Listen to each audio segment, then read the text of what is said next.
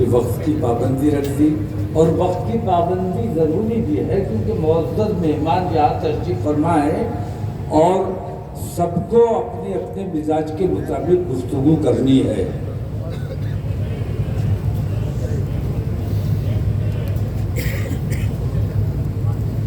اس وقت میں تو الحمدللہ تقریر کا آدمی ہی نہیں ہوں، میں تحریک کا آدمی ہوں اور بہت تکلیف میں ہوں۔ تکلیف اس بات کی ہے کہ ہمیں جلسے اوقاف کے حوالے سے جو کر رہے ہیں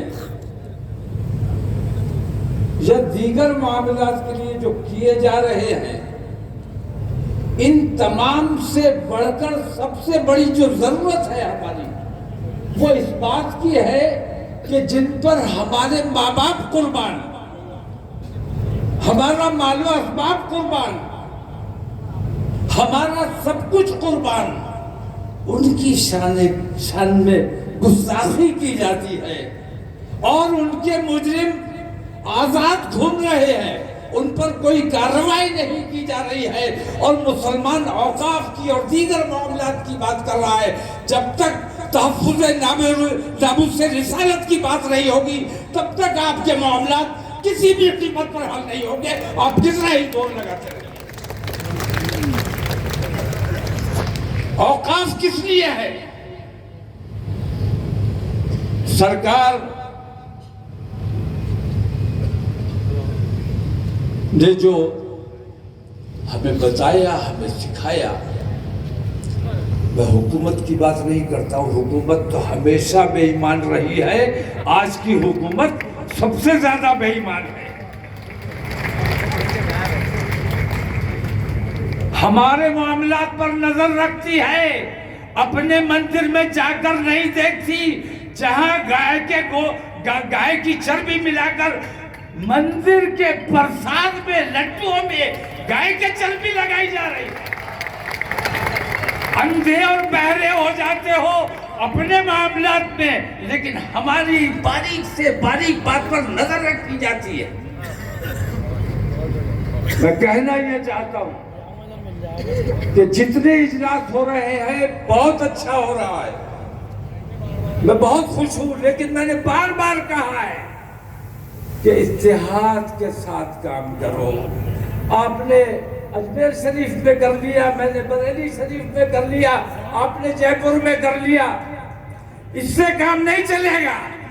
ایسے کتنے جلسے ہوتے رہتے ہیں، حکومت آپ کی ان تمام کاوشوں پر توجہ بالکل نہیں دے گی۔ اگر آپ کو اپنی بات منوانی ہے تو اس کے لیے یہ ضروری ہے کہ تمام مسلمان متحد ہو کر ایک آواز میں ایک ساتھ آؤ اور دلی کا گھیراؤ کرتے ہیں۔ متحد ہو کر آؤ، دلی چلو۔ تمام لوگوں کو میں بتا رہا ہوں، پارلیمنٹ شروع ہونے جا رہی ہے 25 تاریخ سے، 24 تاریخ کا ہمارا پروگرام انشاءاللہ دہلی میں ہونے جا رہا ہے، تحفظ ناموس رسالت کانفرنس۔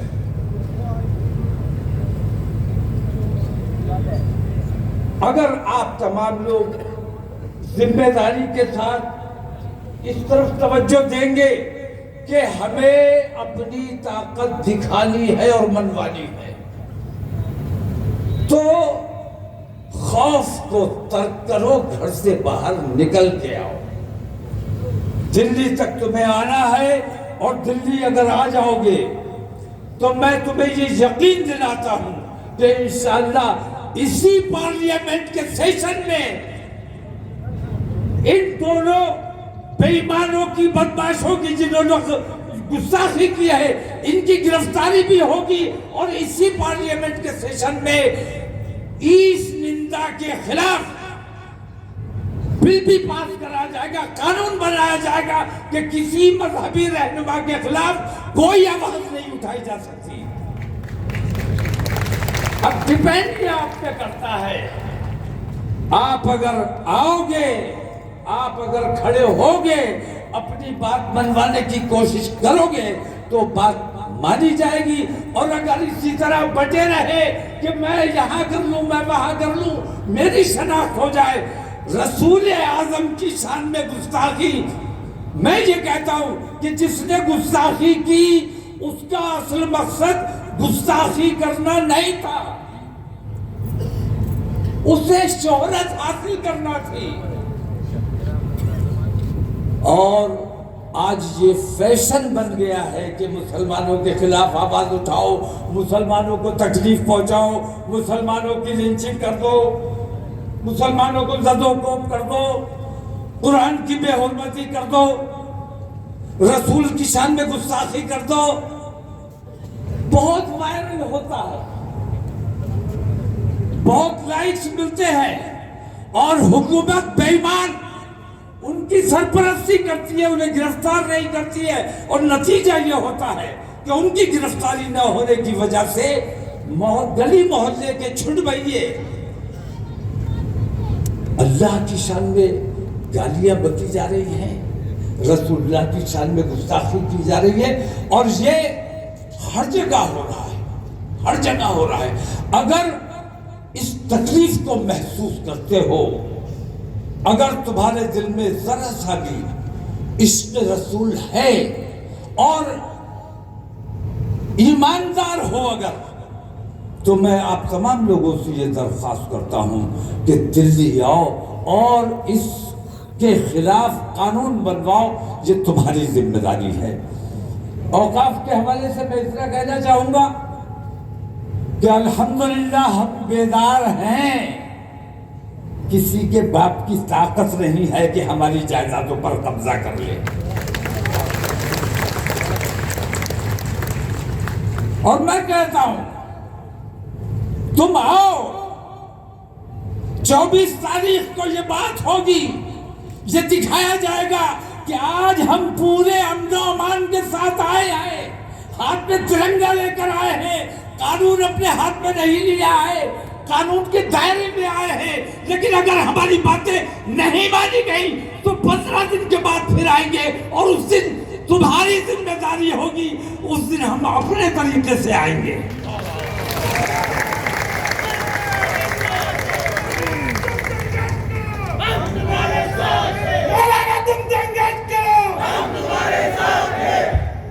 تو ضرورت اس بات کی ہے کہ یہ چھوٹے چھوٹے جو اجلاس ہو رہے ہیں, مقامی طور پر جو اجلاس ہو رہے ہیں, یہ بھی بیداری کے لیے بے حد ضروری ہیں. لیکن ایک اجتماعی جلسہ جہاں آپ جے پور سے چلو تو دلی تک جام ہونا چاہیے, اس انداز میں اگر نکلو گے تو تمہاری سنی جائے گی. یہ ایسی تعداد میں نکلو اور تم دکھاؤ کہ ہماری تعداد کو چھپاتے ہو. جس دن ہم سڑکوں پر آئیں گے تو تمہاری روح کانپ جائے گی اور تم ہماری بات سننے پر مجبور ہو جاؤ گے. ہم اس جذبے کے لوگ ہیں, الحمدللہ مجاہد ہیں. مجاہد کو بہت خراب لفظ ان لوگوں نے, ہر شخص مجاہد ہے, ہر شخص مجاہد ہے.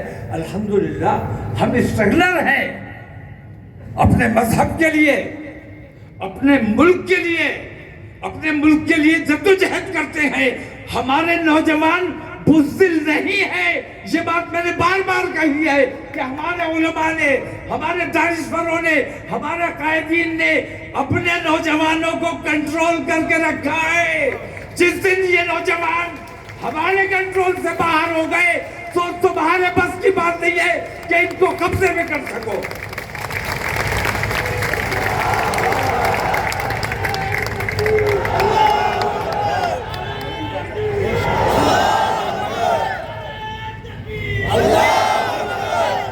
تو میرے 15 منٹ ہو گئے.